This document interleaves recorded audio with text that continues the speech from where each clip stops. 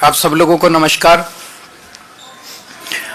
पिछले कई दिनों से मेरे पास दिल्ली भर से लोग आ रहे हैं। मैं भी दिल्ली में घूमता रहता हूं, लोगों से बात कर रहा हूं। दिल्ली को भारतीय जनता पार्टी की केंद्र सरकार ने और खासकर अमित शाह जी ने देश की क्राइम कैपिटल बना के रख दिया है। इतने ज़्यादा अपराध हो रहे हैं, खुलेआम चोरियां हो रही हैं, डकैती हो रही है, चेन स्नैचिंग हो रही हैं, महिलाओं का घर से निकलना मुश्किल हो गया है, गैंग वॉर हो रहे हैं। लोग बहुत ज्यादा डरे हुए हैं, लोग अपने आप को बहुत ज्यादा असुरक्षित महसूस कर रहे हैं।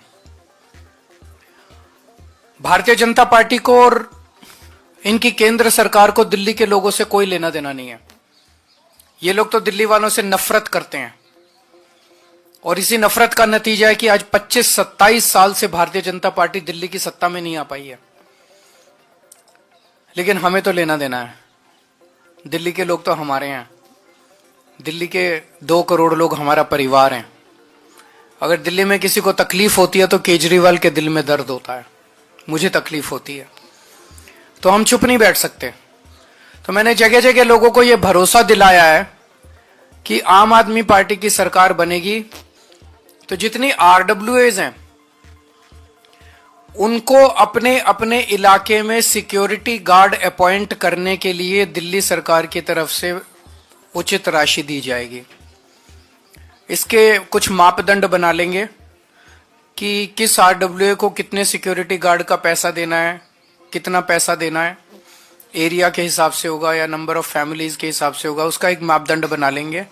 लेकिन सरकार बनने के बाद लोगों को अपने अपने इलाके के अंदर security guards, private security guards appoint करने के लिए, ताकि वो सिक्योरिटी गार्ड्स वहां पे लोगों को सुरक्षा प्रदान कर सकें। बेसिक सुरक्षा, वैसे तो पुलिस को कोई रिप्लेस नहीं कर सकता और ना ही हमारा मकसद है पुलिस को रिप्लेस करने का, लेकिन अपने अपने इलाके के अंदर बेसिक सुरक्षा के लिए, ताकि कोई भी चोरी करके भागे तो उसको पकड़ा जा सके, कोई भी अनऑथराइज्ड लोग अंदर ना आ सकें। इन सब चीजों पे कंट्रोल करने के लिए लोगों को, जैसे हमने पूरी दिल्ली में सीसीटीवी कैमरे लगवाए, अब कोई भी अपराध होता है तो उस सीसीटीवी कैमरे से उस अपराध को कंट्रोल करना आसान हो जाता है, उस अपराधी को पकड़ना आसान हो जाता है। ऐसे ही हम सिक्योरिटी गार्ड आरडब्ल्यूएस के जरिए उनको पैसा देके सिक्योरिटी गार्ड मुहैया कराएंगे। ये भी हमारी एक गारंटी है इस चुनाव के अंदर। अगर आपके कोई एक आध क्वेश्चन है तो बता दीजिए। बीजेपी धरना पार्टी बन गई है। रोज इनके लिए मैं सोच रहा हूँ एक टेंट लगवा देता हूँ बाहर, मेरे घर के बाहर, और परमानेंटली ये भी 100-200 आदमी वहां बिठा दें। रोज बस बैनर बदल लिया करें कि आज इसके लिए धरना कर रहे हैं, आज उसके लिए धरना कर रहे हैं। इनके जैसे झूठे और दोगले लोग नहीं है। कल मैं इलेक्शन कमीशन किस लिए गया था? इलेक्शन कमीशन इसलिए गया था, इलेक्शन कमीशन से ये शिकायत करने कि रोहिंग्या का बहाना बना के पूरी दिल्ली के अंदर भारतीय जनता पार्टी पूर्वांचलियों के और दलितों के वोट कटवा रही है। ये खुद ही जेपी नड्डा साहब ने संसद के अंदर कबूल किया था कि हम पूर्वांचली और दलितों के वोट कटवा रहे हैं। कल उसी की शिकायत करने के लिए मैं गया था कि पूर्वांचलियों के वोट कटवा रहे हैं, और ये मेरे ऊपर उलझुल वो लगा रहे हैं। जितना काम आम आदमी पार्टी ने, जितने एमएलए पूर्वांचल समाज से बनाए, आप देख लो जितनी टिकटें हम देते हैं और जितनी टिकटें ये देते हैं। पूर्वांचल से जितने लोग आते हैं वो कच्ची कॉलोनियों में रहते हैं। कच्ची कॉलोनियों के अंदर 2014 के पहले जीना मुश्किल था, नरक की जिंदगी थी, कीचड़ ही कीचड़ रहता था, कोई विकास नहीं था। सुप्रीम कोर्ट और केंद्र सरकार के ऑर्डर्स के मुताबिक वहां विकास नहीं हो सकता था। कच्ची कॉलोनियों में 90% से ज्यादा लोग पूर्वांचली रहते हैं।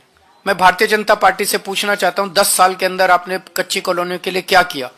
एक भी सड़क बनवाई इन्होंने, एक भी गली बनवाई इन्होंने पूर्वांचल समाज के लिए, एक भी विकास का काम किया इन्होंने पूरी दिल्ली में? कच्ची, तो हमारे पास इतना पैसा था, इतनी पावर थी, कर देते।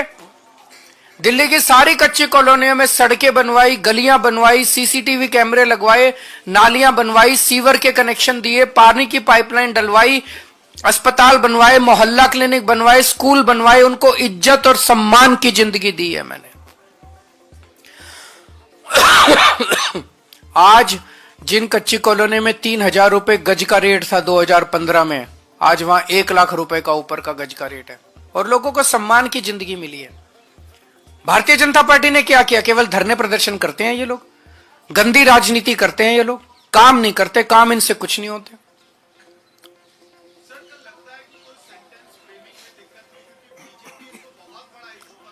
बीजेपी के बनाने से इशू बनते नहीं है। बीजेपी के जितने इशू थे वो इनको उल्टे पड़ते जा रहे हैं। इन्होंने रोहिंग्या किया, अब ये कहते हैं टीवी वालों को फोन कर रोहिंग्या पे डिबेट मत कराना। फिर उन्होंने शीश महल उठाया, अब टीवी वालों को फोन करके शीश महल पे डिबेट मत कराना। जितने मुद्दे ये उठा रहे हैं वो इनको उल्टे पड़ रहे हैं। क्यों? क्योंकि इनके मुद्दे फर्जी हैं।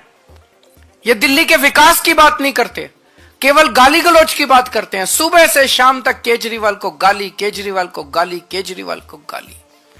केजरीवाल को गाली से क्या दिल्ली का विकास होगा? केजरीवाल को गाली देने से क्या देश का विकास होगा?